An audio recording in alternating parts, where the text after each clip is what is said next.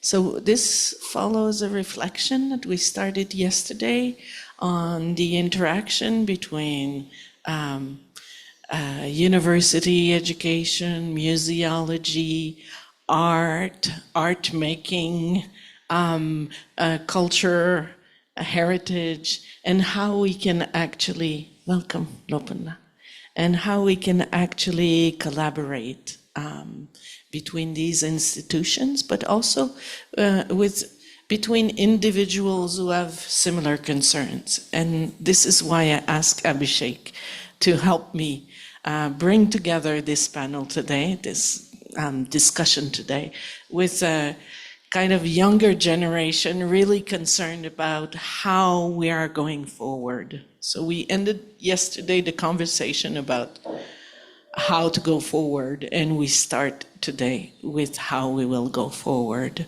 So this is kind of the setting. It will be until 12:30. We'll have the discussion, and we want to be a little bit informal and possibly producing seeds for the next conversation. So I will invite our panelists to come and sit and start the discussion and Abhishek will be kind of the front seat facilitator. I'm the back seat facilitator. Yes, I will ask everybody to introduce themselves because it's really linked to their own project. So, yeah.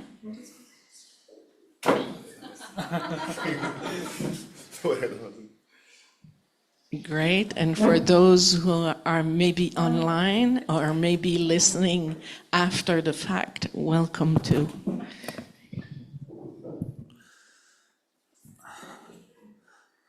Okay. Good morning, everyone. First of all, thank you, Diane and RII, for this wonderful opportunity. Sorry. I've talked about these concerns that Diane mentioned a lot in private conversations, having a coffee, but this is the first time I'm actually bringing this up in a public forum like this, and please excuse my nervousness. So anyways, the primary objective of this discussion for us today is to see there are our parents, generation before us, have played their own role in shaping the history of Kathmandu Valley or the country itself. So now we want this discussion to, with an objective of talking about what we are doing in this generation, which will be spoken about in the coming generation. So why I want to bring this up in this way is most of us in this panel are professionally indulged in something completely different from what we are going to talk about today, professionally. So Sojan Prajapati here owns an engineering company. I think he just shared with me they are expanding to a third country now. So someone who's completely in a different field has a foot in heritage and history. So we would like to discuss on why. Why does it matter so much to you? And Virat Bhattacharya here is one of the examples that we always see as a Newar scholar. So I would like you to share your experience of building that identity for yourself. And Meena ji here has been working with certification, digitally certifying art that's being produced here in the country. So we've been making art, we've been interacting with art for centuries. So in this modern time, what are we doing with that? So before I move on, I would like, So I think if the panel would introduce themselves first, I would then introduce myself and start with the question. So, Let's do this oppositely. You introduce yourself. so okay, no problem. So yeah, basically, if I have to introduce myself, I am just a statue seller. I'm not an artist myself. I do not make my statues. I have people who make my statues, and I am not also a scholar. So what am I maybe doing here in front of all these esteemed scholars and professors and who've like spent their whole life studying Buddhism, interacting with the Buddhist philosophies in an academic setting. So yeah, so why am I here not trying to profit off monks or tourists selling statues? So I'm building a platform, it's called Orotrupa. So basically what I see that is as a digital version of Kathmandu Valley. So what I try to answer here with that platform is, like I said, we've been interacting with art. People have been buying statues from us since centuries, since generations. So today, do I sell statues just because of that? Do I tell someone who's trying to purchase a statue for their practice to like, oh, you have to buy statues from us because you used to buy from my grandfather too? I think that is not why we are. So, that's not why people are actually have that kind of veneration to our statues that we make here. So what I personally feel is the interaction of the community with the philosophy that those statues, those rupas actually translate. So just like words talk about some ideas, I think these rupas, art, thankas, statues, these are just different means of communication. So how are we interacting with that communication? And I think that is important to us to build. So in the platform, what I am trying to do here is talk about the experiences of our artists, how they interact with what they make, which has to also be one with the practitioner themselves. If we talk about more Yogacarya thoughts, we can think about how non-dual this could be. I mean, the statue maker is one with the statue practitioner. So I think this is very important for us to realize and then do what we do. So I'm trying to build that platform in such a way that we talk about our artists and the philosophies that we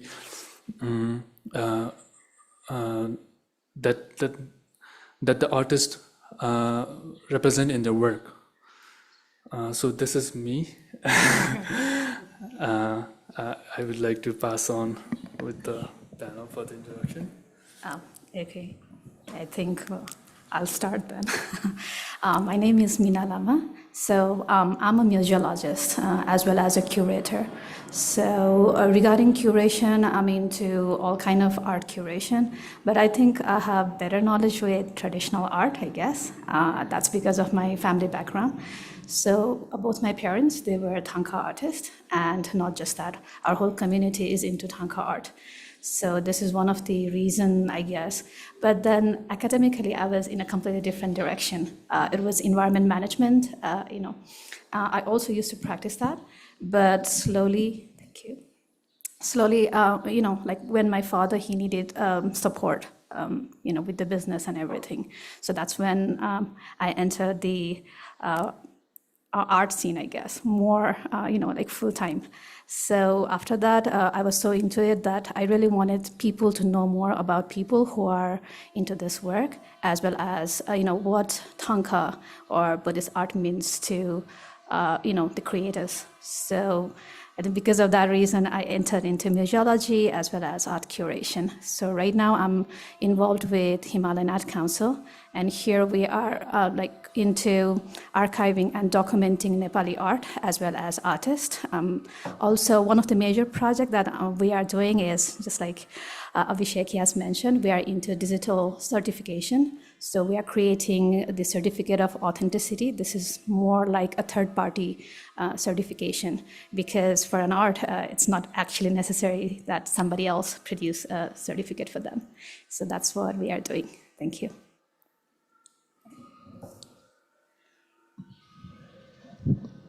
Okay, myself, Virat Raj Bajachari, and I would like to introduce myself as an independent researcher than a scholar or the other things that I do. Like I own a handicraft business, I give classes in Sugat Buddhist College, I'm affiliated to Lumini Buddhist University.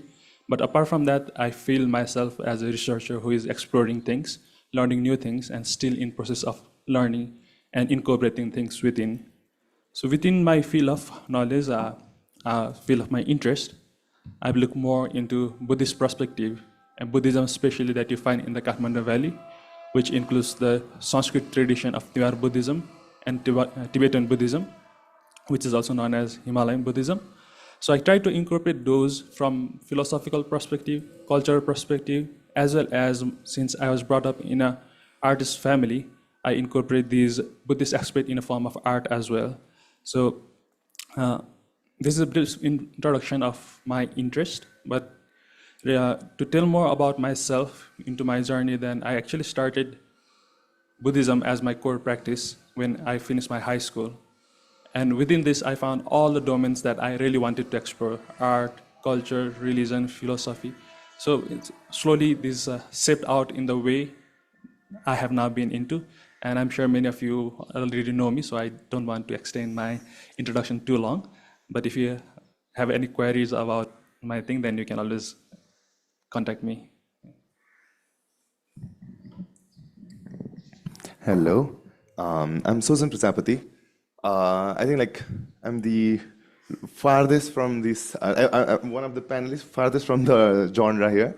So I'm Sojan Prajapati. By profession, I'm a mechanical engineer. But I stayed around like 4 years in Europe and decided to come back in 2020.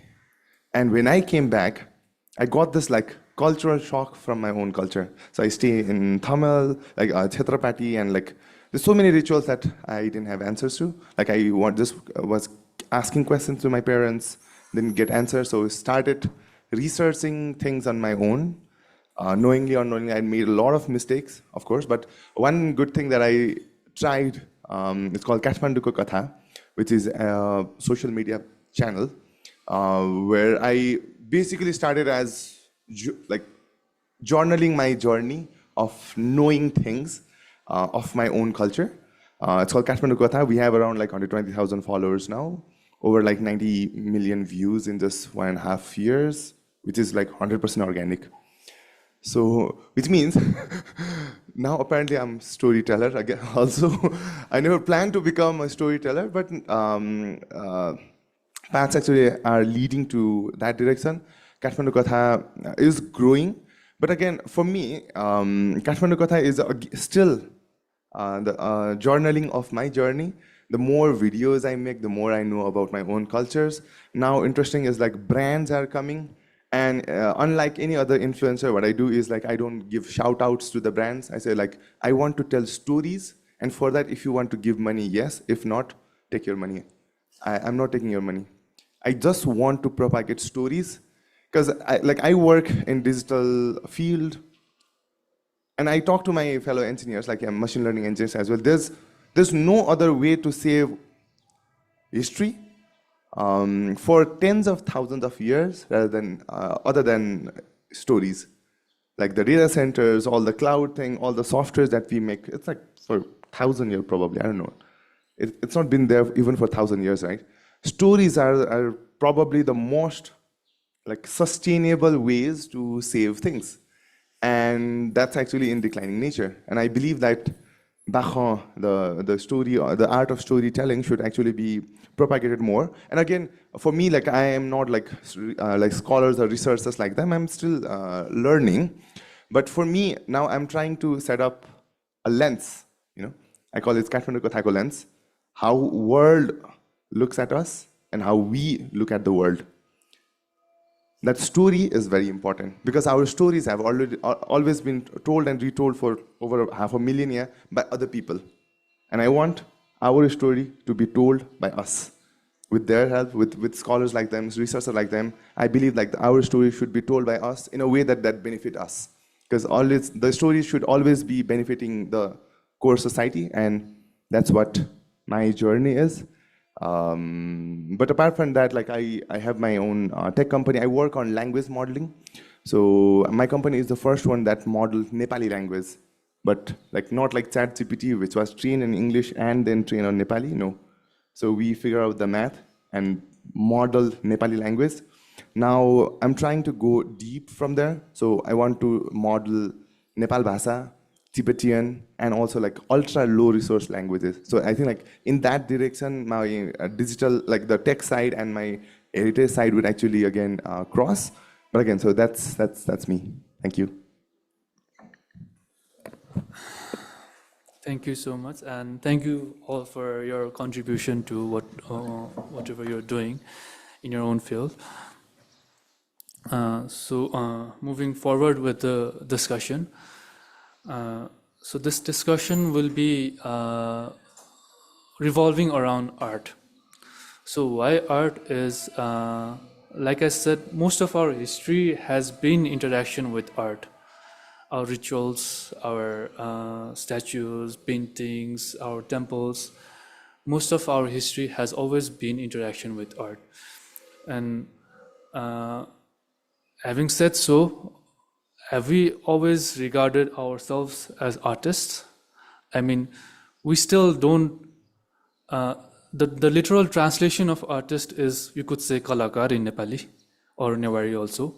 But we never say our statue makers kalakar. I mean, we do say, but we in general, we say someone who makes statue, murti banaune manche, or someone who makes thanka lekhne manche.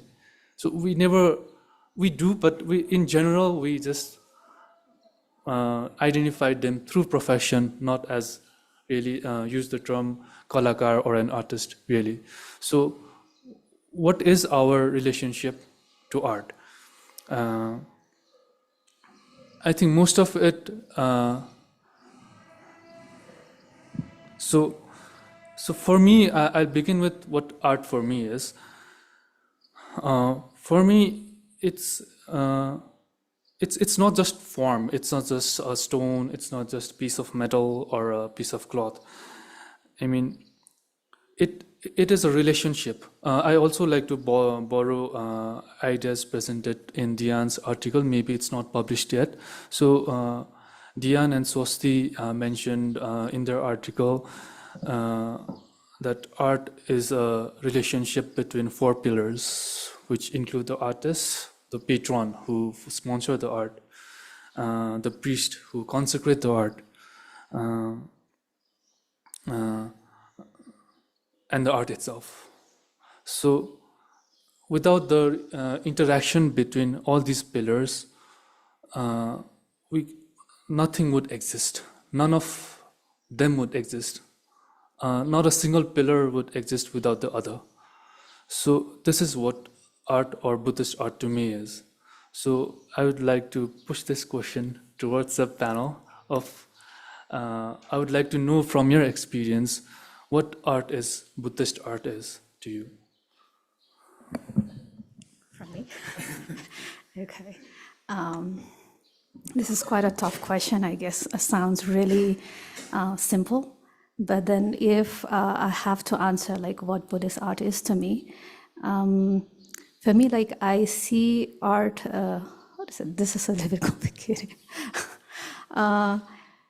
I think we are more of a participator, I guess. So if it's about me, I'm not a patron, right? I'm not an artist, that's all. So besides that, I'm not a priest who can consecrate it. But then somebody who does get involved time and again, like depending on type of rituals or celebrations or festivities, or even let us say exhibitions. So I could be an active participant, and I could be just observing it. So for me, I haven't placed a tag yet, but yeah, right now the relation is just observation, I guess. Right. Okay, for me, Buddhist art is a very peculiar thing because I was brought up in a Buddhist family and was surrounded by arts. And then there's this subtle distinction of what actually you call Buddhist art and what spiritual value does it actually hold. Like in my house, few of our rooms were full with the statues of Buddhas and Bodhisattvas. And then we had the discussion, should we put the statue on the ground or not? By putting a Buddha statue on the ground, are we disrespecting the statue? Or are we not disrespecting a statue? So there's this question. And then it evolved in a discussion where we talk about the pran pratishtha, consecrating the statue. And that's what it totally makes different. So when something is consecrated, Minaji passed the question that she's not into the consecration, and being from a priestly family, I think that question kind of struck me. Yeah. So the statues can be Buddhist in form, but once they are consecrated, they are considered sacred. For as a Buddhist, seeing a Buddha's image is already a kind of like, it's not a part of veneration, but we are aware that we should not disrespect them. If I see a Buddha's picture falling down, I pick it up and put it up. So that's a part of where I'm not disrespecting. But there's a part where I would have the Buddha statue touch my head. So that only happens when the consecration takes place. So the consecration part, I feel, is a very technical and ritualistic approach, which has lots of value within itself. So basically, all the Buddhist art are for the observer to learn from it. It's a skillful means, upaya kausalyata. And until a statue is somehow functioning the object of, unless it is being an object for knowledge, then I think it serves a purpose of being a Buddhist art. But as I said, it has different layers, which also include like, if there is someone venerating it, if it is being kept in a shrine room, if there is someone who is taking care of it daily, doing rituals, doing meditation in front of it, then I think the value is increased or hyped through these activities, through this continuous presence. So Buddhist art, I would say, is basically anything, any form of art which is conveyed in such a way to convey the message of Buddhism can be considered Buddhist art. But then if you go back, and even now, there are many layers that can enhance the quality or enhance the value of it being a Buddhist art.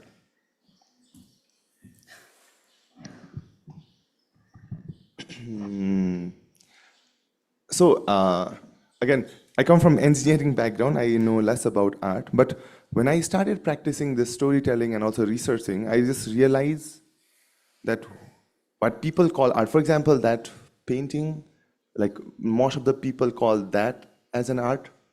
But for me, my weird realization was when the artist would be painting it for like 5 years, 6 years, something changes inside the artist, right?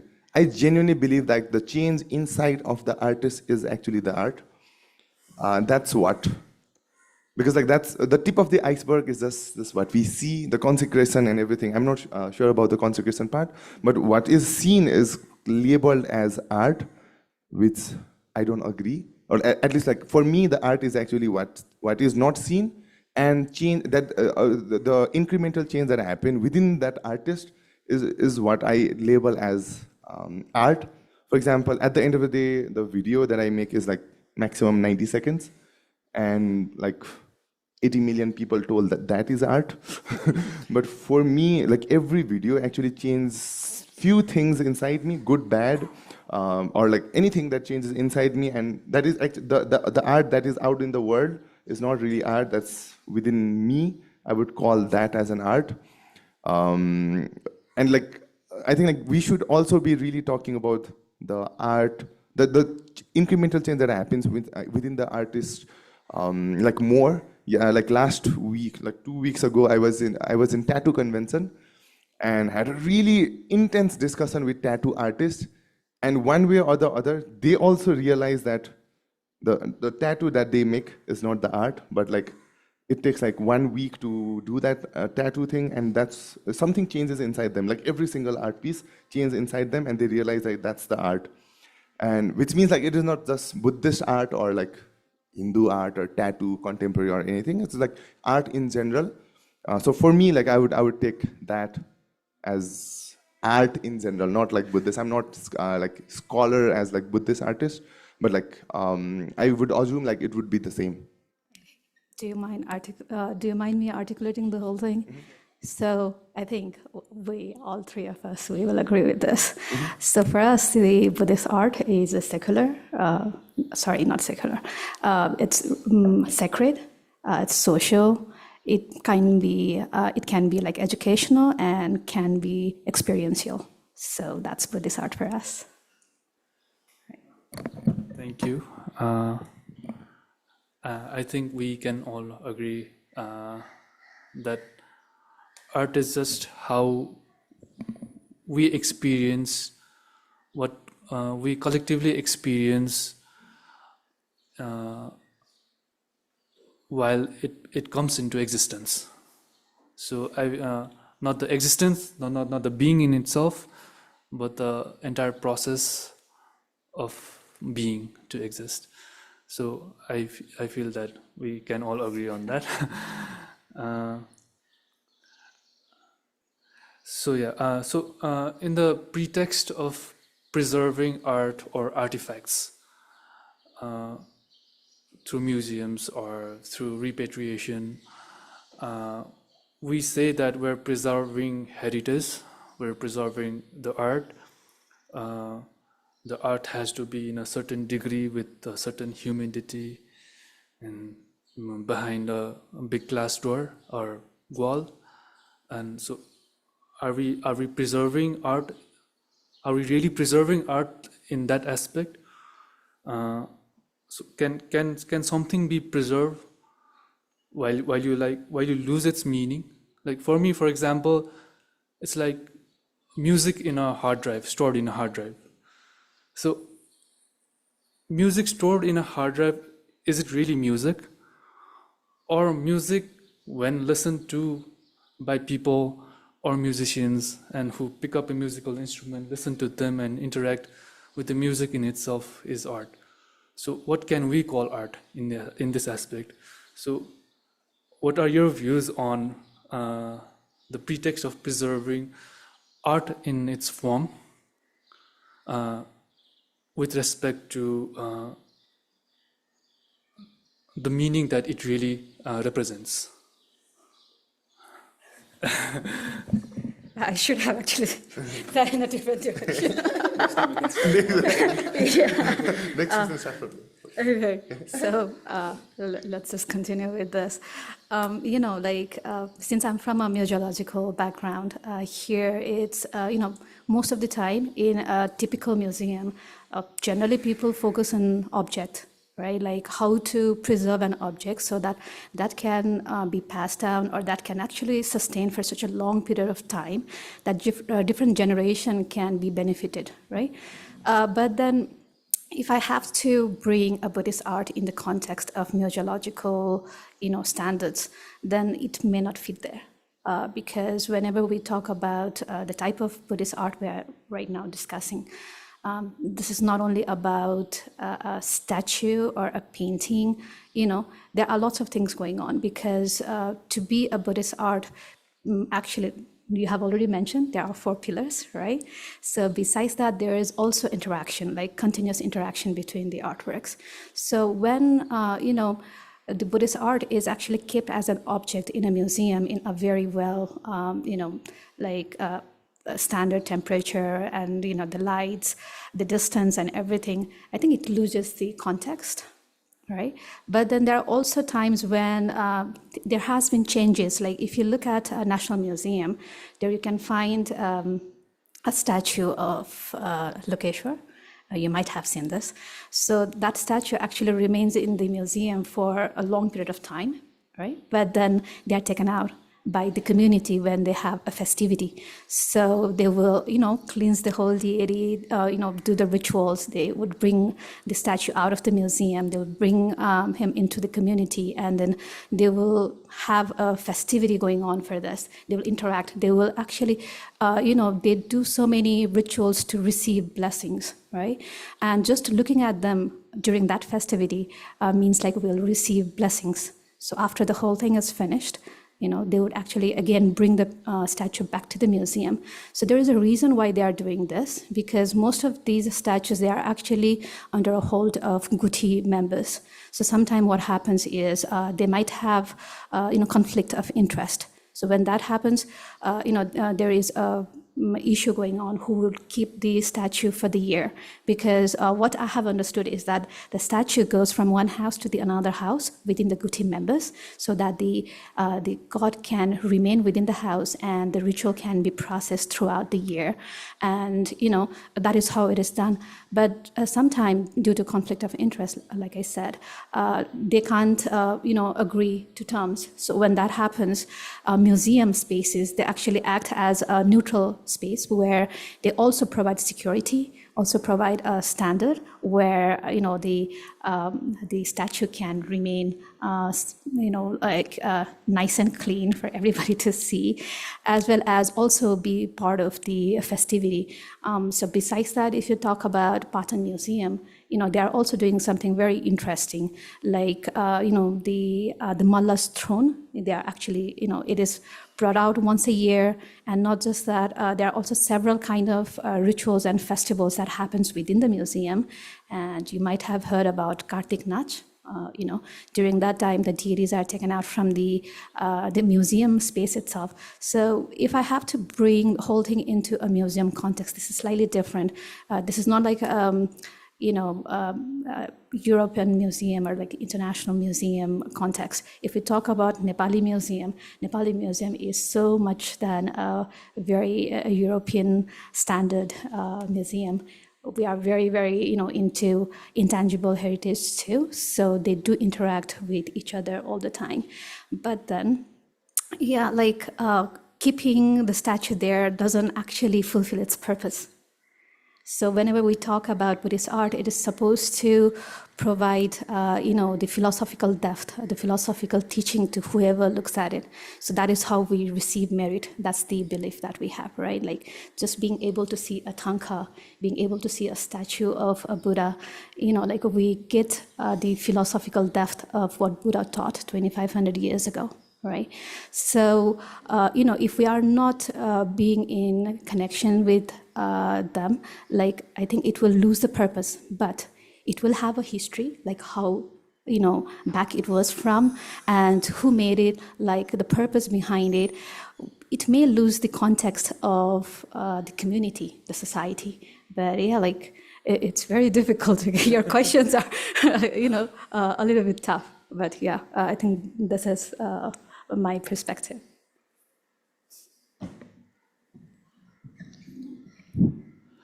So my perspective regarding this is that at the basic level, as I mentioned earlier, unless a statue or a thangka or any form of Buddhist art is conveying its message, its philosophy, what we call Devata Visuddhi in Sanskrit, the purity of the deity, which basically means its meaning, then I feel it's fulfilled.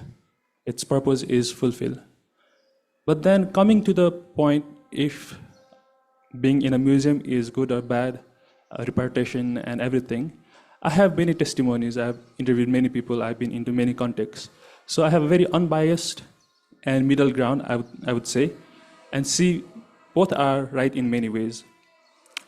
For example, of course, when the deity or the statue is moved from its shrine, it does lose the ecology of the devotee, priest, ritual, and everything.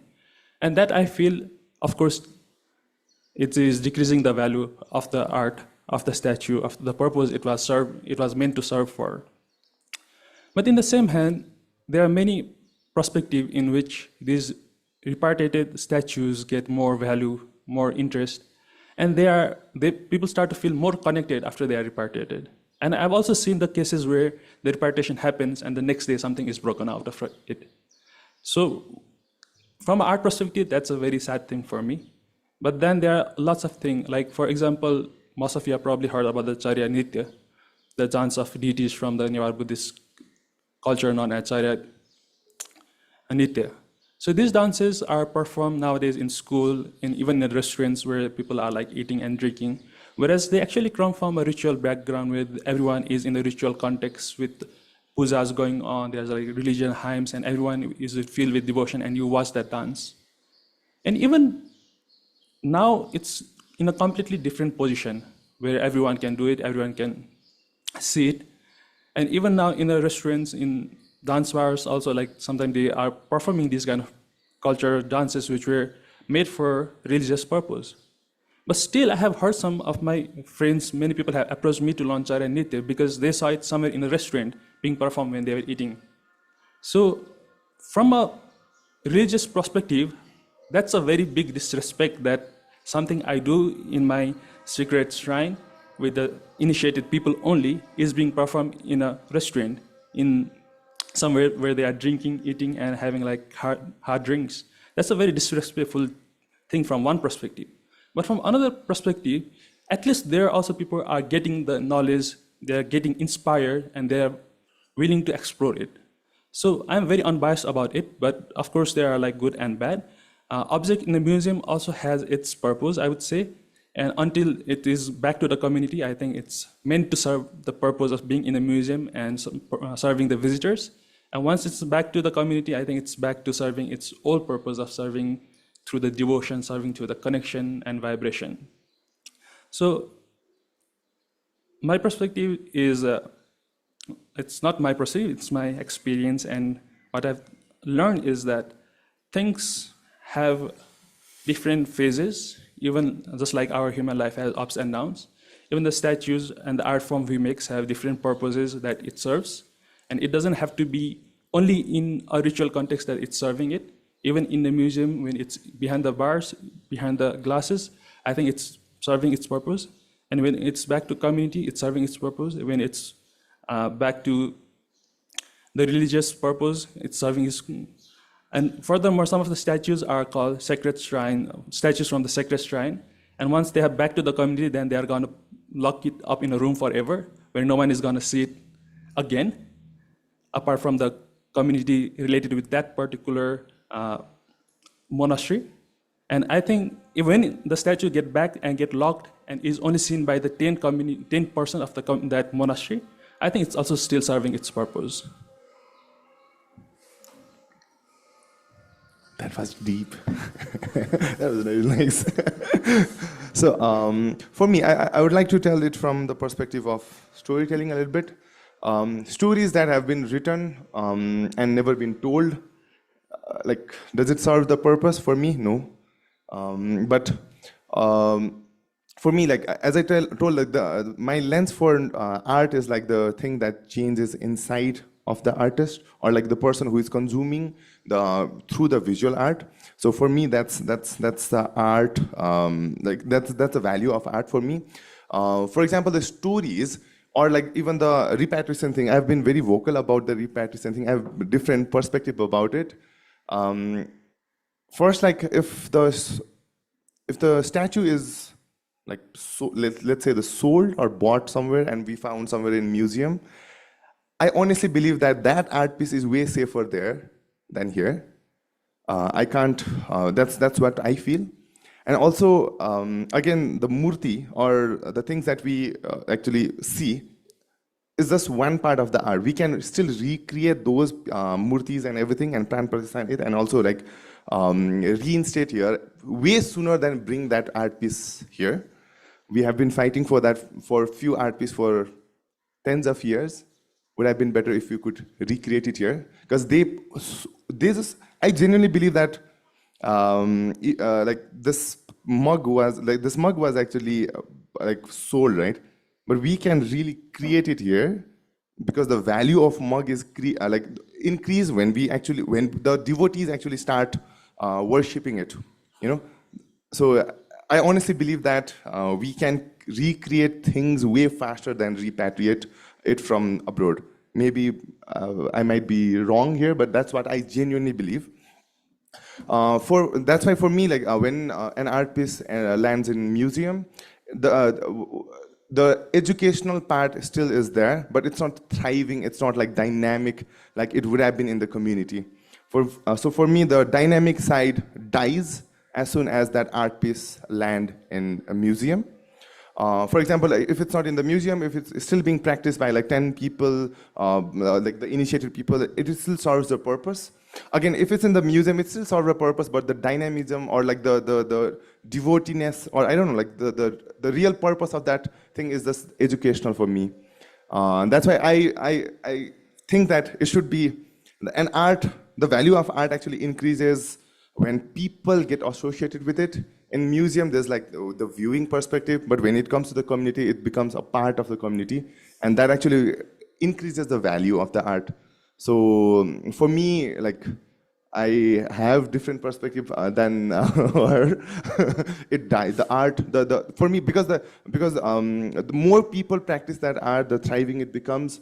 Once it lands in museum, it also has its it also has its own purpose. But again, just the viewing or scholarly level is not enough for a lot of art.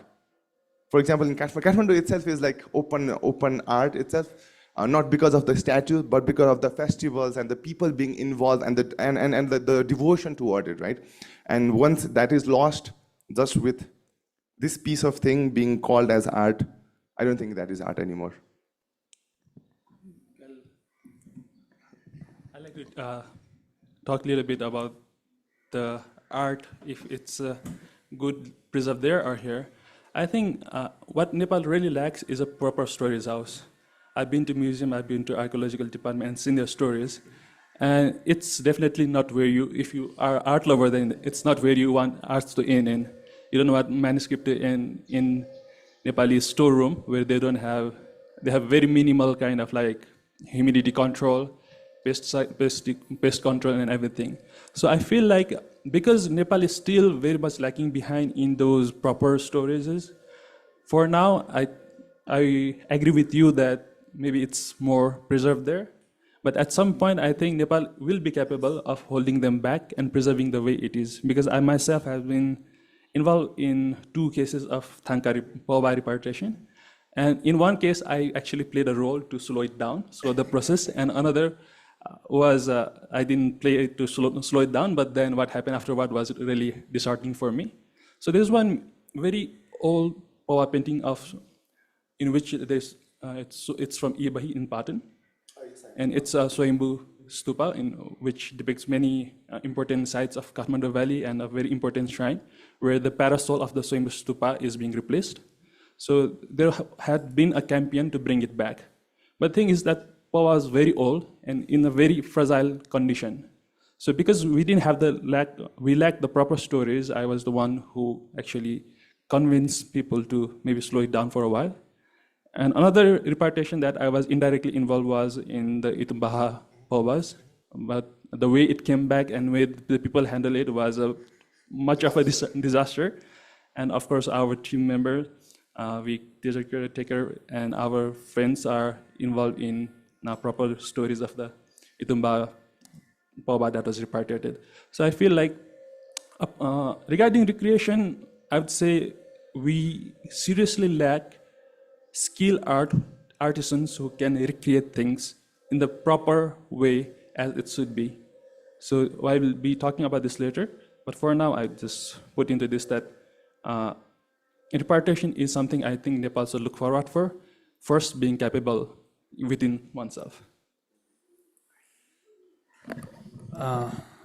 Thank you so much.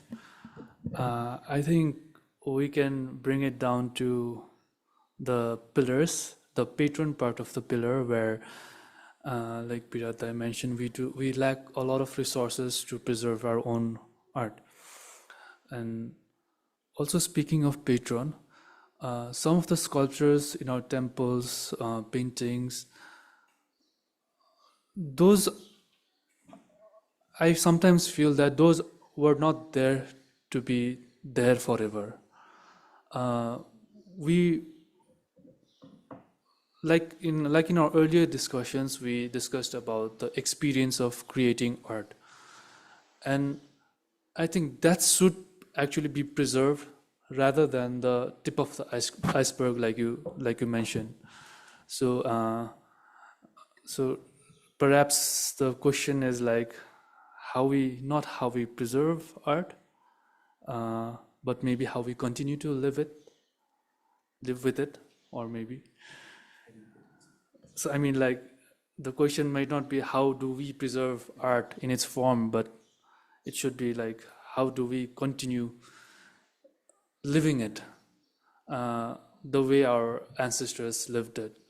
I mean, we also discussed yesterday that in our discussion on translation, where we talked about how literal translation of text is less significant than a teacher teaching the same text, which is valued more.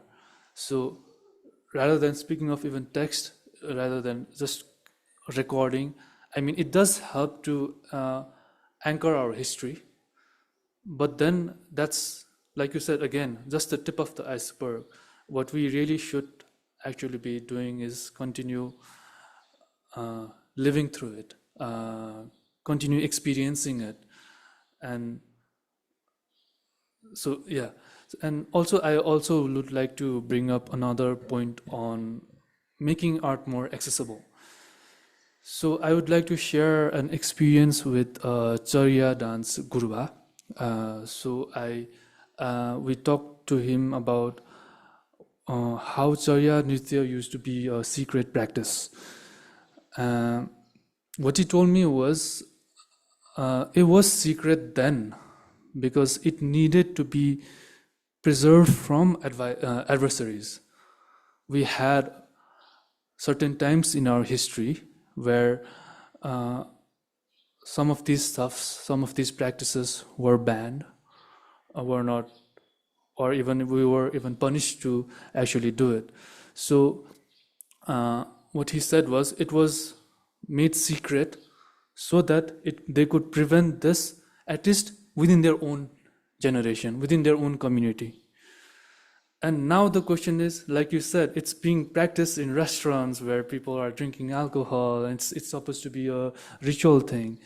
And then the question is, why is it so open now? And what really impressed me was, it is now open, it is now more accessible, again, to preserve it. Now, at this day and age, if you are keeping it inside your own family, inside your own community, then it's gonna not exist very soon. So this was very interesting to me, and in terms of accessible, making art more. I mean, some of our art being placed in museums all over the world are actually giving a window towards our own heritage also, like we talked about anchoring our own history. So within this framework, I think Meena ji would like to share on why it is so important for you to certify digital art. I mean, like we are discussing right now, it should be a continued process of creating these objects. And why is it so important for us to certify them, label them as something? And then if you could share with us your experience with that. I love this question, actually. So, I think I will answer this question in multiple phases. So, if I have to tell you my experience, when I started to work with traditional artwork, with the gallery shops, as well as with the museums, I could see something which is really amazing. Okay, like something that you could only see in a museum or a very specific place like monasteries, right? And then you could find something very simple like the mandalas, the Buddhas that you see everywhere, and which is very cheap. right? Like not so expensive. And I used to discuss with the artists, with the shopkeepers, with the, the museum, the caretakers and everybody. And they had like so many different views, but then I think I loved my father's perspective more. So he was telling me like, art is not accessible to everybody, right? Like especially the high-end works. I mean, like masterpieces. So first thing is that it's very difficult for these kind of artists to have a nice exhibition to showcase their masterpiece. And next is that like a lot of collectors, they don't want their collection to be exhibited publicly. So because of that reason, normal people, they never get to see this, right? And regarding the cheaper version, like the souvenir version, is something which is handmade, but then it also holds all the stories of whether it's a Buddhist philosophy, Hindu philosophy, or a communal philosophy, right? So because of that reason, what he told me was like so amazing. Even though it's very cheap, even though the quality is so low, it actually serves the purpose of sharing the culture and heritage of our country. So you cannot actually judge the pieces based on the skill of the work. So whether it's a masterpiece or whether it's a souvenir piece, whether it's a cultural object or whether it's a religious, it doesn't matter much, but then they need to serve their purpose. So that was one of the thought which I loved the most. And the next is that, this is my personal observation, I guess. What I have seen is in a Nepali culture, in our culture, we don't have this, thought of permanence. Everything is impermanent, right? Like they will pass away, like they will die, like we will die, right? So because of this reason, the thing is the paintings, the statues, or all the cultural objects, the ritual objects, whatever are being made, they are not made for a permanent purpose. So they have a ritualistic or some sort of, reason why they are being made. And once it's finished, it's done. So the thing is, maybe like in a regular basis, like a yearly basis, it will be again reacted, it will be again reused. But then that is how, that's the major thought behind everything. Like if you go to a temple every single day, you might see this, like people, like pouring water, feeding the deities with the food, with the, sweets and everything, right? And believe me, like this actually, damages the statues. And you might have seen this, like the tankas or, the paintings at home of the deities, they even feed sweets to deities in the painting. You might have seen this, like the laddus and everything, in the face. So for them, it's such a big blessing that they get to touch them, that they get to serve them, right? So you cannot actually remove this, this feeling of attachment, the feeling of being blessed from the community. So because of this reason, like, the thought of keeping, an object, an artwork forever, that doesn't make any sense in Nepalese context. So, and not just that, we had this, tradition of replacing actually. So if something gets broken or if something gets damaged, they will be replaced by the new ones. So there were practices like this. And because of this specific reason, I feel like documentation is so much important because time is changing like really rapidly. And, like the older generation are going really fast and new generation are moving in a very different speed. So because of this reason, our culture, and rituals, they are not being able to keep up with what is happening right now. Like it's running way too fast. All these celebrations, festivities, if you look at them, they are quite different 10 years back, and they are very different, like how they are being celebrated right now. So what documentation does is that it helps to, like record every history, like every single year, it helps to make that record and helps people to understand our culture better. It makes our, new generation to understand what our ancestors, thought about like 100 years back and how they are experiencing the same thing in a completely different context, right? So because of this reason, I feel like documentation gets very, very important. And when it comes to the certification of artworks, now here, this is a very different context why we are working in certification of artworks. So one is, of course, due to repatriation projects, and another is So there are lots of contexts with this. A lot of foreigners, I will not pick any specific country or any specific scholar, but then there were scholars as well as foreigners who would tag, Nepali artwork as fake artwork. There were times like that where they believed that whatever were produced here, like the statues, the tankas, they were fake. So because of this reason, if you look at the present context, Nepali market right now, the sales of religious artworks, objects, they have reduced quite a lot.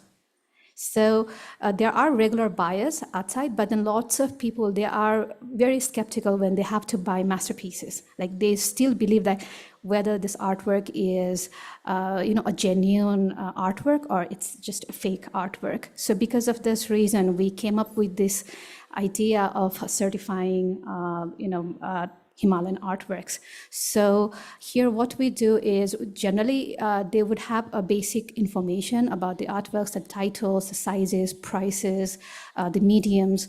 But what this does is we actually work on a system of blockchain, which also helps us to timestamp all the informations that we input. So if some artists, they paint something new or they make a statue, and if they register it through the system, what it does, it timestamps when it came into the documentation process, right? So because of this reason, what it allows is it allows a legitness of the artwork. So now, people, whoever are trying to buy a new work, they get to know when this came into registration, who painted it, where it was painted, which year, what kind of medium it was. So a very minimum, information comes into existence, right? And because of the system, what we can now do is we can also document the process, right? It's not just only one single image.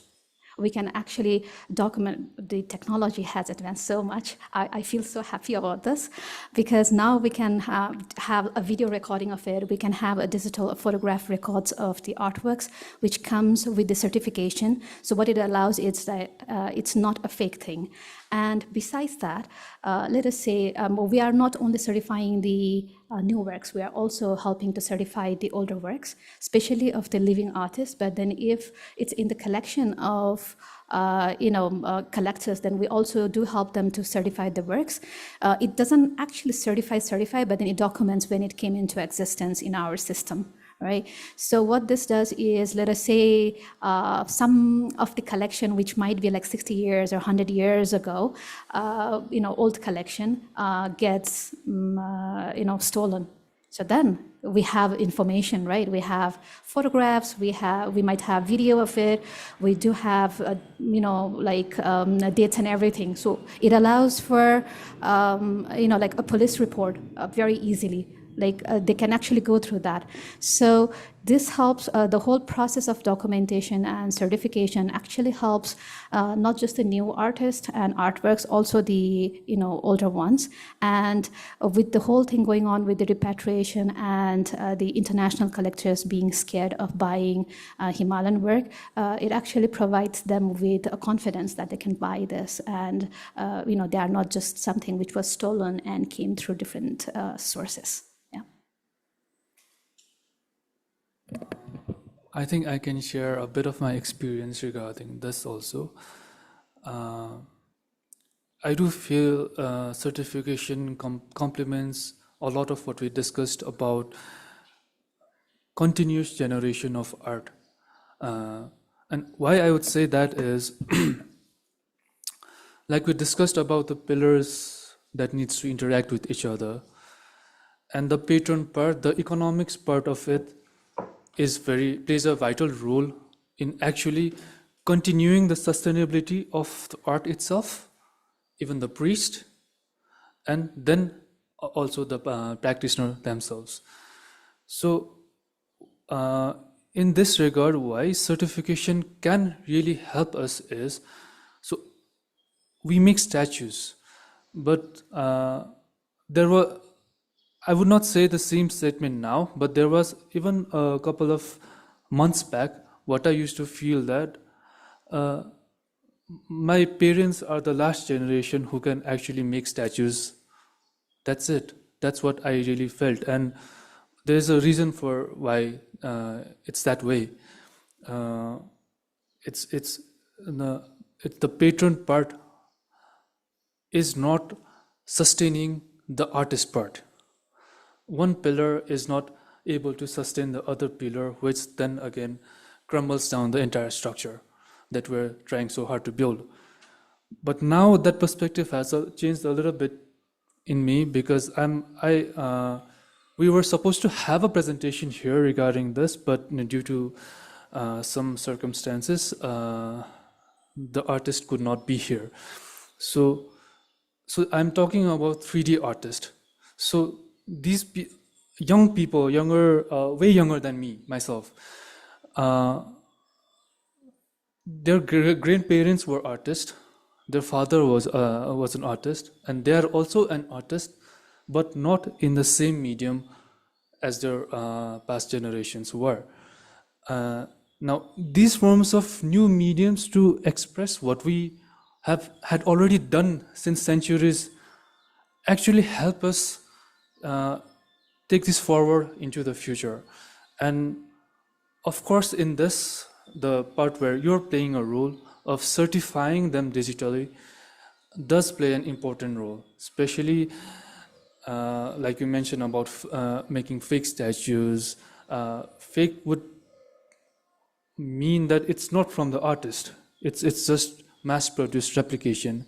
Although for accessibility, for people cannot always buy an expensive piece of art, but there are ways you can mass-produce the same art piece and also get the economics part of it propagated towards the artist so that they can continue to do what they do, which I feel is very important. If there's anything the further panel would like to extend on this, then I would like to. Can I Sorry. interrupt just I think it would be good for everybody to take a break. So we have a small plan, even though we could go on the whole day. This is really exciting, very good discussion, bringing up some very important points. And it's always interesting also how from tradition, how we have to deal with both preservation and innovation, and you're kind of representing that whole discussion.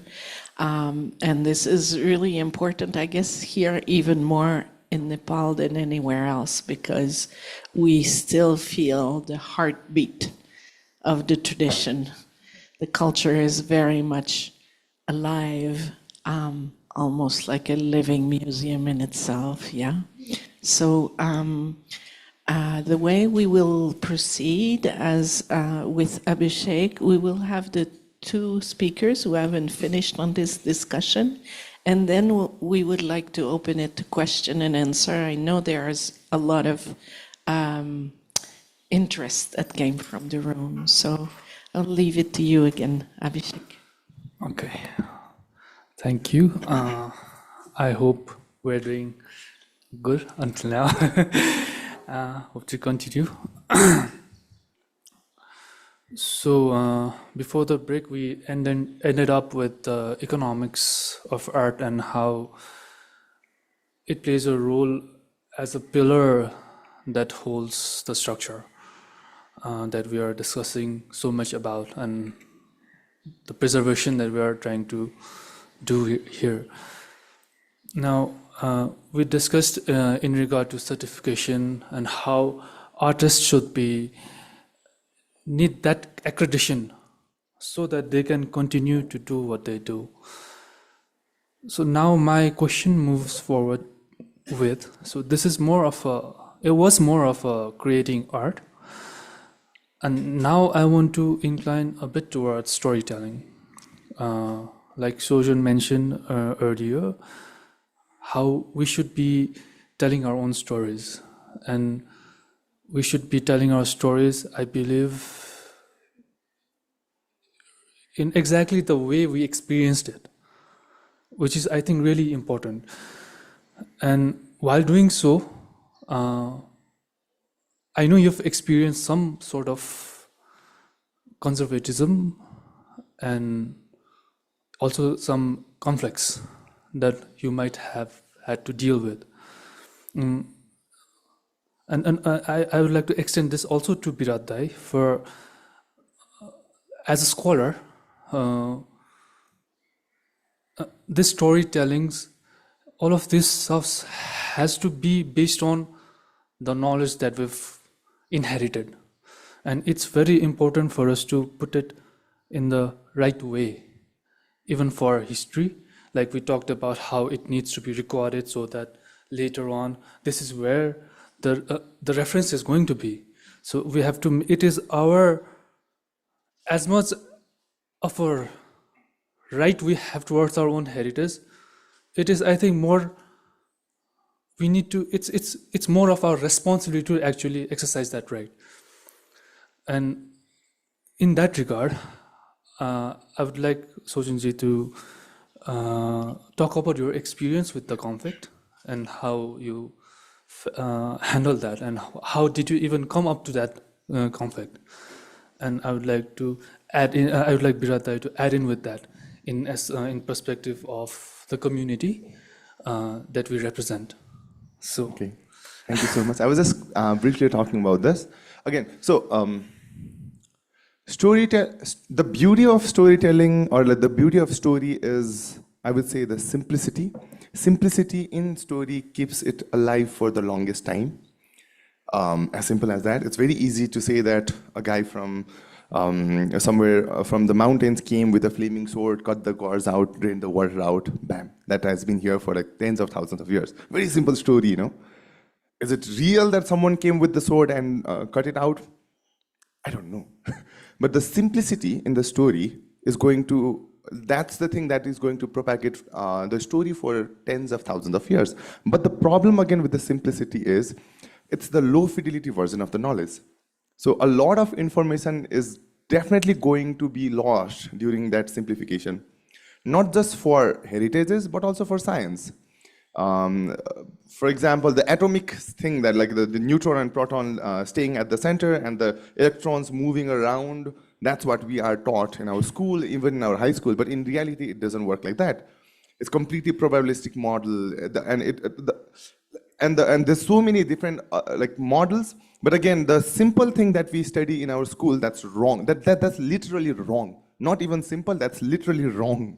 But still, we are teaching it to the kids, because that's probably like atomic level 101. Like that's how people should be introduced, where they will learn more and get to know things about it at some point of their life.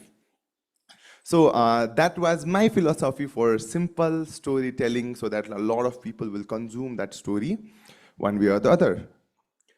Not many people like that, which is also fine, because that's the conflict is also part of preserving, because that conflict will help me improve things on my side, and also on the other side, because the people who started that conflict will also understand that there are different versions of story. The simplification is as important as the knowledge itself, because the knowledge by default can't actually travel for tens of thousands of years. So this back and forth dance was beautiful for me, because I became more serious. Then from that conflict, I became more like involved in the research itself, and also during this video shoot, I was very mindful about how should I tell stories in a way that it does not, let's say, offend a lot of people. Like in recent time, I become very conscious, especially when brands are paying me. I don't think they want to be in. They want to be a part of conflict. So like I become more like conscious. But having said that, simplification is a part of storytelling. I think like is one of the most important part. But still, we have to maintain the basic skeleton of it. But again, what's wrong with the storytelling, I genuinely believe, is like people take things literally. And the main moral of the story is lost somewhere while we actually research about the facts. these are stories. These are not like fact checklist that we should really do. No, there definitely would be some facts as well. But the whole idea of storytelling is the moral of the story. I had this insane experience with this Rato Machandas and Karnamay, where I talked about the Hindu side of it, and like there were like tons of people who were not happy, which I understood, and also corrected myself. But then I started studying about the Karunamaya side of it, and those people who were initiating the conflict didn't have the Karunamaya inside them. So that defies the whole point of story then.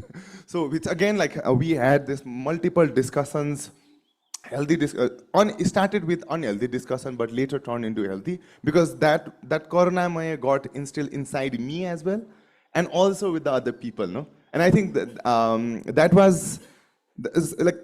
was very interesting for me, because I don't come from this tech religious background, and also like mostly coming from digital marketing and tech background. I get to learn a lot of things. But having said that, I also somehow change how people listen, how people take stories, because I was talking to Birada as well. Same story would be told in different manner in 100 different communities. The problem till this date was that story was never told publicly like I'm doing. Now people are not used to hearing that story, the different version of story. And for the people, most of the people, it might feel like I'm telling wrong things. But probably I'm just telling the different variation of that story. So it was bad when I started. It was absolutely bad. My videos actually blew up the internet. That was one good thing. But another thing was like it actually polarized the society. I was ahead of time for that. Even I was not ready for that. I honestly was not ready for that. But when I started, and kept on doing things like, so right now, like I've posted around like 220 videos. Now people are used to it. If they find stories a little bit off than what they are used to, they don't come and like comment and say like you are saying wrong. Now people are commenting, okay, this is interesting, but this is the story that is told in my part of the community, and that's a beauty, So it was difficult. I had to be thick-skinned, and also a little bit diplomatic, also political engagement, also like pushing my limit. But again, so things change inside me. Now also somehow I also change how people listen to the stories. So that's my perspective. I think the most tricky thing about doing research is always about finding the roots. That things has been so much diluted that you have hard time finding where it comes from. Comparatively talking to the Newari history, in the valley we don't have this proper documentation, we don't put records. And that's our big pain, that we don't have proper records, and everything starts to get acculturated, everything starts to get mixed. And then we come in a state of dilemma. But when I keep on researching, I find out that even those different layers, different stories have some common point. And that's where the moral actually stays. There are many kind of changes that happen according to time, situation, and the storytelling because we don't have proper writing system, we don't keep journals, there are very few inscriptions, which also only talks about very few information, and what we have is the Bangsavalis, which we have to rely, and is Bangsavalis are stating like totally different things in them. And comparatively, when I see in this Himalayan context or Tibetan context where everything is well written, you have written about the kings, the gurus and everything, even there, the stories get mixed up. A story of one Lama get mixed with the story of another Lama, and then it's hybrid, and so at some point no one knows who was the actual person who was going through that situation. And in Nepal, it's a whole mess, much more than what you can expect. But what I keep on exploring is that they always have different layers of meaning. They have like cultural meaning, they have symbolic meaning, like Manjushri coming and cutting. Like there's one level of meaning and there is another person interpreting it differently. I think that's the beauty of it. But coming back to the perspective of when you go into research, when you try to find things, what I have learned is you have to have your ears open. Like what I'm studying is mostly Neo-Buddhism, which is not much explored. And the thing is, the most of the thing that you hear now as a Neo-Buddhism is 80% pattern only. And within the pattern also, it's like a small group. It's from Kwabaha or Bubaha. And there are other monasteries which hasn't been approached. They haven't been talked about what their culture is, what their perspective is, what their ritual is. And based on those 20% thing that's studied in Patan and maybe like 5% thing studied in Kathmandu, everyone is defining Neo-Buddhism. Now I'm going beyond that. I'm going to all the localities. I'm going to Kathmandu, I'm going to Bhaktapur, and having my ears open to actually gain the sense of what our ancestors have. Like, you clearly see that the pattern of how we have started to limit ourselves, how we start to generalize ourselves, and then we lose the uniqueness. And I think now it's the time to know what is generalized and what is your uniqueness, because both has their important aspects. For example, there's a very famous ritual called Guru Mandal in Patan. So those who are not used to Newar context, you can consider it as a Guru Yoga. So in the Guru Yoga context, there are like two major monasteries in Patan, Golden Temple and Bubaha. So they had different perspective on this particular ritual, which is mostly common. But then it comes to the question if the inner offering or the balinta should be consecrated or not. So if you are familiar with Tibetan rituals, so you can relate. Like some of the Guru Yogas, you have to have your kapala in front and you have to do the consecration. For some, you don't. At some point, so basically the Bubaha group wasn't doing this consecration for the inner offering, and the Golden Temple group were criticizing them for not doing that. But eventually, the Bubaha group also started following it. And then when it comes to finding the roots, it was found that the Balinta offering or the sacred offering consecration during the Guru Mandal ritual wasn't a compulsory thing. It was an addition. And the Bubaha people always stick to the roots, but due to the communal emphasizing and pressuring, they also went on to adopting it. So this kind of interchanges not only happen within a community, like the famous Virupacha story that we have about the Mukhastami. That's one of the controversial topic.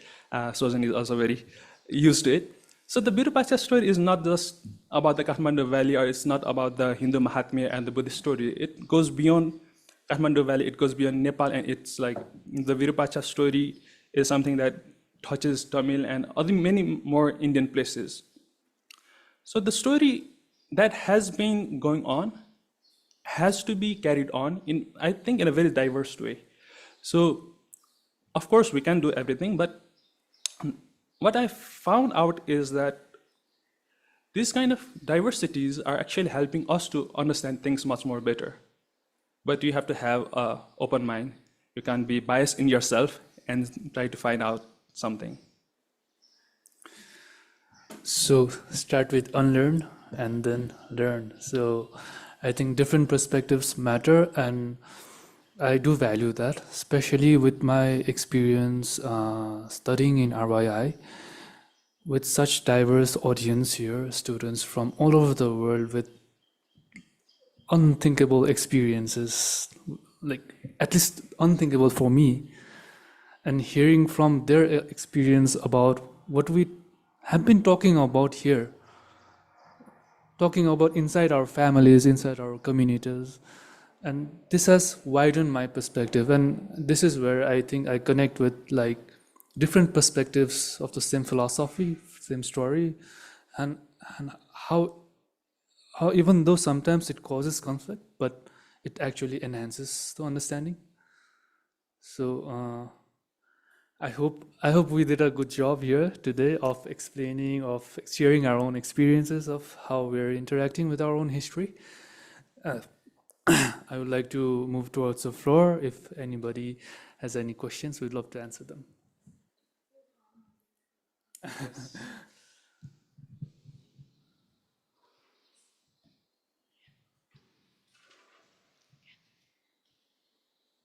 Okay. So my question is that like you people are doing the certification for the artist. So how many artists got national or the state award through your certification, or what kind of facility you are providing to those artists apart for giving them the certification? Thank you for the question, ma'am. I think I do need to explain this in more detail, I guess. So Himalayan Art Council is actually not a government project. This is a private project. And we did try to, collaborate with Nepal Academy of Fine Art as well as Nepal Art Council. But then, both of these are like a government and semi-government organization, and they have lots of protocols to follow up with. And with those things up, privately seems like we couldn't, move forward as quick as we wanted to. So we had to be very independent and private as, what we are doing. So initially, we actually started with 50 traditional artists, Thangka as well as Boba artists. So this includes Newar artists as well as ones from Hilli and Himalayan region. So that's how we did this. A majority of our artists, like if I have to tell you, we have about 85 of them now. We started last year around May 15 with an exhibition at Patan Museum. So from there, right now we are in like 85 of them. So the archive is actually increasing. We have also certified, the private collection of about 16 artworks, and we have already handed over the certificates. But then this is not, we can actually be a base for the Nepal Academy of Fine Art to identify, hopefully to identify national artists, But then we are not the ones who do that. Do you think I answered your question? Yes, you answered my question, and I think what I understand, you are the initial stage. Yes. But definitely, this stage is very important for the artist community. True. And because of your talk, I understand you are doing really fantastic work. Keep it up. And I think because of your institution, artists will get recognized by the state or the national award because it's important. They need some kind of financial support, which only government can provide. True. So yes, your step is good, and I think government will listen you and listen to your approach. All the best. Thank you so much. Thank you very much. So actually in our system, we do have brought these, technological improvements, like we do have, digital fingerprints. People can actually find the information through QR scans, and we have also enabled NFC, all of those things. And the information actually generally goes to IPFS, which is interplanetary file system. So all the information will be going up very public. And this is something which attracts most of our artists, because right now, majority of Nepali artists don't have digital presence. Very few of them have. So one more thing, I need the detail of your institution. Sure. I will share my card with you. So I work under Himalayan Art Council, but I'll send you all the details. Same as the other participants. Sure. Okay.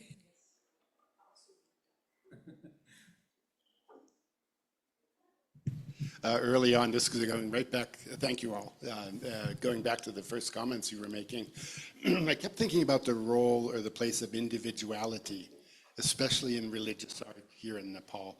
Sojan, when you were speaking about the value of art, you emphasized an almost entirely subjective personal value to it. And yet, and in a sense, the certification process also reflects that. But then I think of things like, I remember the first time I saw a tanka with a signature at the bottom, and people were horrified by it because they said you should never ever, put a claim on that somehow you're violating a religious principle by doing that. Said, there seems to be a creative tension here, and I wonder if that's something that you've attended to or thought about. All right. I think I should answer this question, right? So you are very true that because of our, philosophical beliefs, generally artists are not allowed to sign the works. Actually, that was not the initial case. Even in the past, this is something that I read in, I don't know which literature, but there was a point saying that in the past, there used to be like several artists guild, which would produce like tankas or statues or things like these, right? So in the past, even then, the artist would, they would actually move forward to achieve, like get their names up, right? Like to be renowned and all. So of course, they would have specific art style and everything, and they also used to sign. But later, I think this is around Karmapa's, time when they had like reduced the use, not just reduced, they actually banned to sign the works. But still, you can find lots of tankas and poas which has sign at the back. Not at the front of the painting, but at the back, like you can get the information of who the patrons were, like the dates and why the painting was created and who created the work, right? But then now it has totally stopped. I mean, like except for commercial artworks, which are designed for aesthetic purpose, so they are generally signed. So a lot of power artists do feel that, their work is more aesthetic. So there are times when they do sign it, but then if they are specially, painted for ritualistic activity, they still don't sign them. And, regarding the Himalayan Art Council, what we do is, of course, the artworks are not signed, but every artist, they have, their own style of painting. So it's just like a fingerprint, like every single person, we have a different way, like different fingerprints. And even when we write exactly the same thing, it's different. The way you write Buddha and the way I write Buddha will be different, right? So in Buddhist art, whether statue, paintings, or anything, I mean, like based on the iconography and iconometry, we can try to make as similar as possible, but they do have distinction. So what we are doing here is in the Himalayan Art Council, we do use AI. Actually, I think this is right now, it's people's role more, where we differentiate which artwork is different from what, and then what's the significance with this, like signatory differences. So based on that, we identify which work is by which artist and categorize them, within their accounts, so that even without a physical signature in the artwork, they would receive this digital certificates which holds the information. Are you talking about historic pieces here, using AI to identify Oh, older pieces? with the or- historic, we haven't been able to do that because we don't have enough database. So with the physical, with the present artists and artworks, we are able to do this. All right.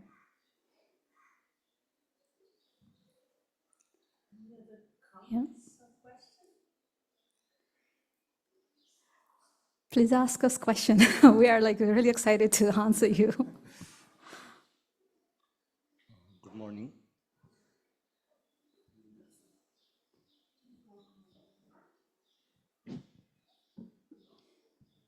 Good morning, everyone. So my question is basically like, we are.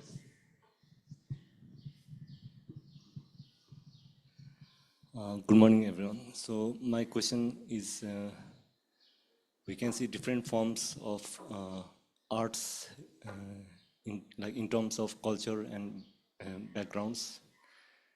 But from traditional perspective, when we see the art of Buddha and like whether it is statue or paintings, we kind of try to whenever our teachers says about like when we see Tangai, it must be very authentic and written by really all the signs need to be very in a particular way. There is some like when we draw painting, something like Tangas, then there needs to be authentic, like the not someone just drawing. There is certain rule and formation, and like how it can be certified as like a authentic artist has drawn, and how it is can be like. And also, I was curious about how this is confirmed and how this works, because as we are as from my own understanding, I do not understand, like I'm not experienced with the Thanga writing and all, and I kind of have confusion like if it is how it is confirmed, like and the each paintings are really with the authentic artists and so on. Wow. This is such a difficult question. I really love this question, but yeah, it's quite difficult. The thing is, if we talk about the Tanka painting, I'm not very sure how many of you understand this, but then it actually goes through lots of ritualistic, things. I mean, like even before people actually start painting, they do have rituals going on. And while learning how to paint a tanka, most of the time, like they will be learning basics and of course in the advanced level. But then I think you understand this, like the final phase is opening the eyes, like the face. So for that, the person needs to have, they have to be initiated. The hands have to be initiated to open the eyes of the Buddha or the deities, right? So there are lots of processes, right? And just like you said, it is impossible to identify artists on the basis of that, right? So what we have done is we have tried to simplify it as much as possible. So we actually have taken support from Nepal Art Council and Nepal Academy of Fine Art, where they are the ones who actually provided us with the list of artists. So rather than us, identifying, oh, you are the artist, oh, you are not, we actually gave this, difficult task to these two institutions, which, provided us with a list of artists, and, depending on the availability of their work, so that is how we started enlisting them, as an artist. And in our system, generally, each and every artist, they receive their own, account where they can manage their whole, work process, their completed work, their past work, so that a full work history can be created. And it also helps us to train AI as well as train ourselves to segregate which work is from which artist, and not just that, even lineages. So different lineage have their own way of painting, and not just that, there are also styles. Like you might have heard the Karmagadi style being one of the most popular style. There are Menri styles and all. So we try to identify and categorize the works on the basis of that, but then we don't keep this the power to identify the artist. We don't do that ourselves. Yeah. Thank you for the question. Thank you. I have one. I'm interested in your perspective on that. During the semester, we explored all kinds of things in Buddhist art. And one of the things that I thought was really important was to bring kind of new voices, like Tenzin Rigdol, Tsering Sherpa, who are actually using traditional way, but in a totally different way, yeah? So there is a sense of preservation, but complete innovation in there, yeah? And so in some way, you're talking about that, but still very much concerned about heritage being carried through. So there's another tension in there. True. What's interesting in their work is that they are also concerned with the ritual aspect. So for Tenzin Rigdol, the biography of a thought, one of his work, he created a mandala and a place for people to kind of like settle in. So there is still that sense of practice that is being expressed there. Or I'm thinking of Tsering Sherpa with mandala offering, amazing contraption, using traditional makers. True. So I'm thinking of, what are you thinking about that, and how do you see, because from a contemporary point of view, they're definitely addressing an international audience, and that is really working. So Nepal culture is moving forward. Right. So just your thoughts on that. Okay. Thank you very much for the question again. So this is a very, very interesting question, to tell you the truth. We have this tension all the time with these strict, traditional artists who are into iconography and iconometry, where they actually don't want to move out of this. Okay, like the color has to be exactly the same, the proportions, the facial expression, the hand and foot gestures, everything, right? But then if we talk about Buddhist art or Buddhism itself, I do think it was already contemporary at that time. Like it was created in such a way that any country, any community, they can adapt it in their own way. So it was not a very, static thing, right? Otherwise, I mean, like the very simple thing that I understand of Buddha is the Four Noble Truths and then the Eightfold Path. That's the only thing that I understand. And, me, I'm also a Buddhist, but then I don't say that I'm a Buddhist in a practice way. I mean, like my community practice it. I'm named based on the Buddhist, culture, but then I don't do meditation. I don't do any other things. All right.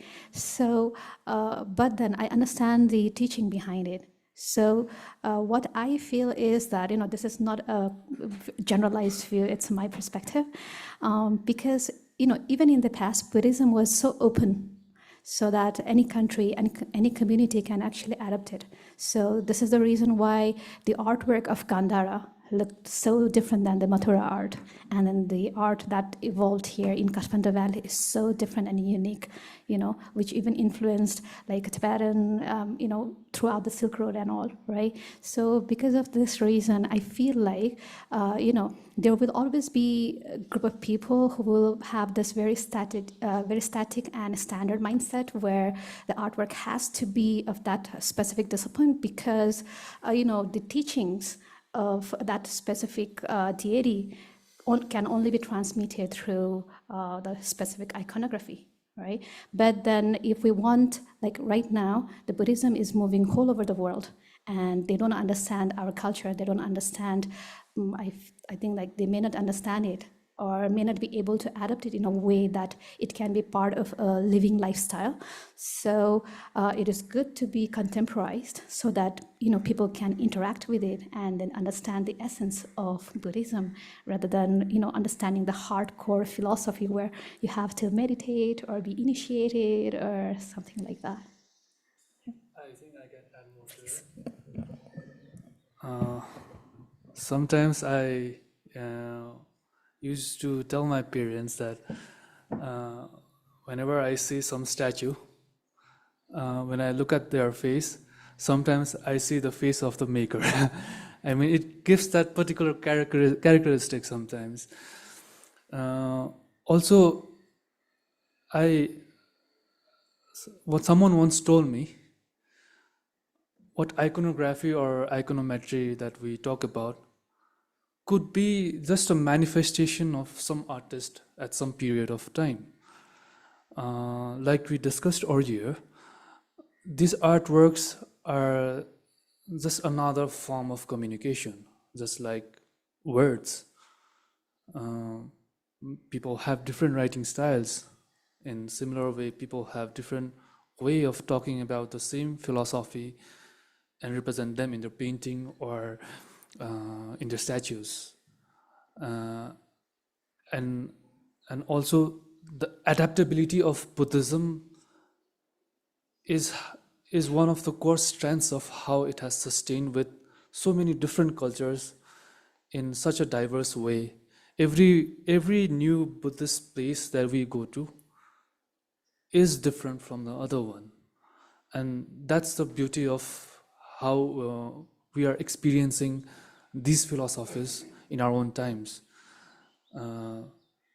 So yeah, I think that's the characteristics, the iconography, what we say, and what you put forward about role of Tenzing Rigdol in creating such contemporary art. Someday, maybe in a couple of 100 years, that could be an iconography for artists then. I mean, so this is what I feel. I might be wrong in some ways, but what I really believe in is that the core philosophy or the core ideology should never be distorted. I mean, even in statues, like we have Avalokiteshvara who has 1,000 hands. I don't think those were some existential being walking around, but those are the deity, the thousand realms simply represents that build so much compassion in you that your two hands would not be enough. That's what you need to manifest. That's what was being translated in the statue. And this is very important. And this is what we should not deviate away from. And that is more important than just some rules written down by somebody, in some place some years ago.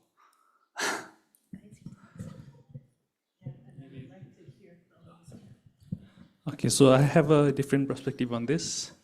A little bit different. I wouldn't say it's totally different. But I think being a Buddhist art is having a dynamic meaning, dynamic layers of understanding. Like for instance, like when I look at the Chakrasambhara mandala, the mandala has like 62 deities. And then it comes down to the point where I see the Chakrasambhara only and I can see the whole mandala in him. And then it comes down to just seeing a Khatvanga, and then I see a whole Chakrasambhara mandala with all the details in it. So this layer of dynamicness that we have, I think, is absent when it's a contemporary art. It's more of a newly incorporated meaning. And as Abhishek said, like within the years, it's gonna be iconography in itself. And I think the dynamism is gonna be slowly accumulated. And by the end, we will have a similar value as we have now. So at the moment, it might seem like this is like totally new thing. And the dynamism that I feel the Buddhist art doesn't exist in the contemporary art.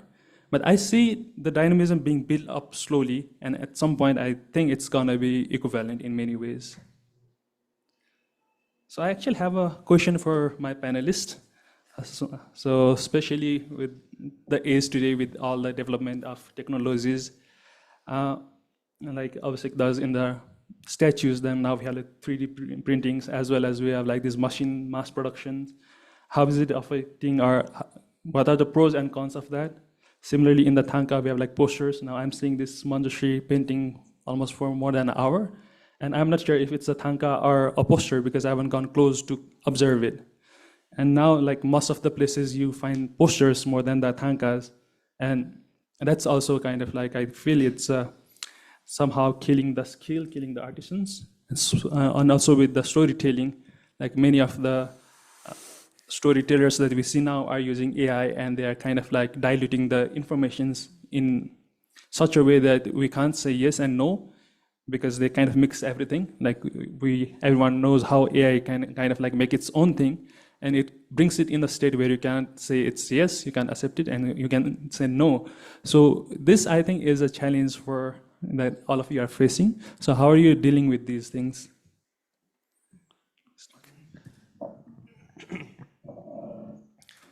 In one hand, I build AI for my living.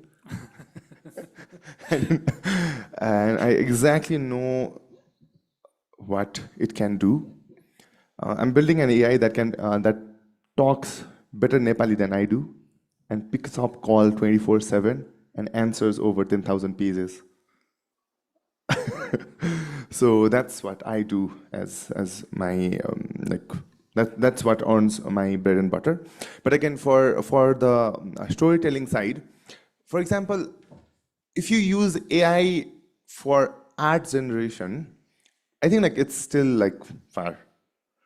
And what differentiates so for example, if you take art piece as the art itself, I think AI is going to beat every single human in next 1 year. If you take the final art as art piece, but if you take the journey as your art, AI is never going to do that. As simple as that. So we need to rebrand entire production of art from the output to the process, because process is what makes the art the art. So I think that's one way to think about it. For example, I was talking to him. I also did this photogrammetry. It's called like taking photos, 360 photos, and you can build a 3D model out of that. And a lot of people ask me, am I going to take jobs of the carvers and all these people? But in reality, there are not enough people, number one. I honestly feel like the enough skill resources are not available. But what's technology and this art is doing is like bridging the gap between really good artists and mediocre artists. Because with this technology, mediocre artists also will be able to produce really good art. And which actually pushes the industry itself. So I'm the big advocate of using AI as a tool to speed up your human process. Because that I think like that's the real strength muscle of AI. That's one part. Another is for the storytelling. So I'm building my own GPT right now. So of all for all the stories that I've told, that's like it's called distilled knowledge base. Based on that, I can build Kathmanduku Katha GPT, so that anyone can ask questions and the AI will answer just based on this distilled knowledge. So we as an advocate, or as like 1 foot on the heritage, we should be focusing how to build that distilled knowledge base so that a lot of people will research based on that knowledge. And AI becomes this distribution tool. So that's what I do. So hopefully by the end of this year, I'll be opening that GPT so that anyone can ask, like, today is like with the Purnima and what does it mean? So instead of scraping all the internet resources, it will scrape our part of knowledge base that we want people to know. So that's how I am using it. And finally, for the best thing about AI in my videos is the B-rolls. Like, for example, if I need to go to, for the outdoor shoot and do all this shoot, like one video would have costed me over like 3 lakhs, 4 lakhs. Now I'm doing it at like 2,000, 3,000 rupees, because now AI is more like, I put this AI label videos, like AI as, I label the videos as AI and use those as just a visualization tool for people so that I could communicate the stories in a better manner, but with the disclaimer that it was like generated by AI.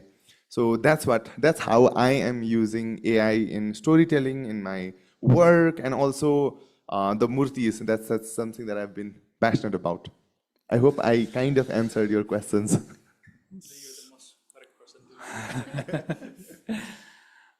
So without taking much time, I will try to extend that answer in terms of making statues or replicating tankas as prints.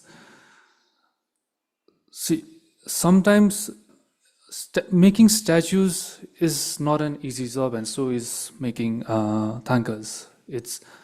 And now mass replication and mass production of statues, the original sculpture artworks, are what I believe is making such artwork more accessible to more audiences, because it comes back down to the economics. Like a very, very detailed, very minute tanka would cost millions of rupees. But the same print, you could get it for way less, and it becomes more accessible. Now coming back to the point of then what about the artist who made those masterpieces? So this is where Meenaji's work comes in. This is where we can actually encourage artists to make these masterpieces, so that I myself am a statue maker, so that I can make sure that these statues are economically accessible for as many people as I can. And I think that's a better accreditation to the artist than actually making that statue a one single masterpiece, which nobody is gonna ever be able to even look at it. So, and that's where I am with this. So I hope you agree with me. Sorry. Thanks a lot. So, I think while answering this question, I need to express about like what the traditional artists are, like how they work right? So whenever we talk about Buddhist art, like whether it is, in painting, thangka, poa, or murals, or statues, right? So they are using different mediums while they are producing these artworks. And not just that, these artists are not just, I think they are not a very, very regular being who knows how to draw a line or who holds the knowledge of color. Okay, so traditional artists, when it comes to the traditional Buddhist art, so they have lots of knowledge.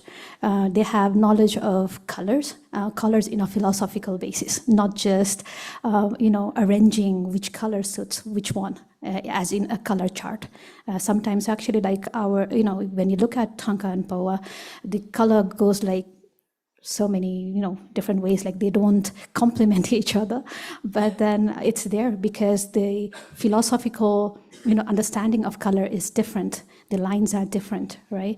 And not just that, even the symbols, like symbols regarding the attributes or the ones which are used in mandalas, they have, very, very deeper meaning. And these artists, they don't get trained in a creative manner.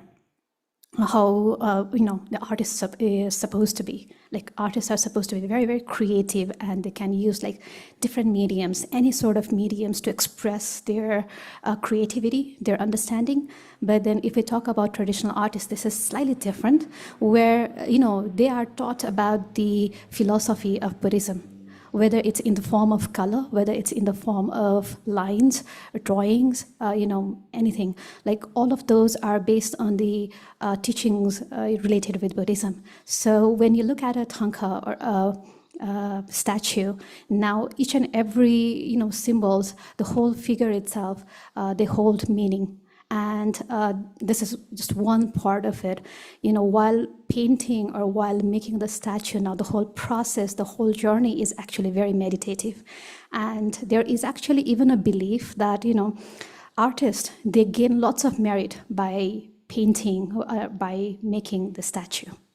And this is one of the reasons why, the art form sustained for such a long period of time, because it was not just, connected with economy, it was also connected with belief, right? By painting, you can be enlightened. That is what a lot of people think. And not just by painting or, making the statue, even by looking at the, awakened ones, it is said that we can also be awakened. So it's just a switch, right? Like, reading a scripture, understanding the philosophy, looking at an image, going through a ritual, everything is just to, initiate or, awaken the seed of Buddhism or the seed of Buddha within us. So that was the whole philosophy or the thought process behind the making of Buddhist art. But then if we talk about the present context, present generation, and even the contemporary art, so what is happening is that because we understood that the traditional or the Buddhist art form existed for such a long period of time, like they had a history of thousands of years, right? So because of this, the contemporary artists were like so compelled, like they felt like if they don't bring the symbolism, if they don't bring the context of Buddhism, Hinduism, or whatever the religion or local context they come from, they can't make creative things. Okay, I mean, like their buyer, their patrons won't be able to collect their works. So because of this reason, in Nepalese context, what we see is a lot of contemporary artists are actually, pulling up these symbols, pulling up this philosophical depth from religion, from the cultural experiences, while not exploring the, the limitless, the freedom of creativity, the freedom of limitlessness, like, formlessness. Right, so there is a huge contradiction with this thing going on.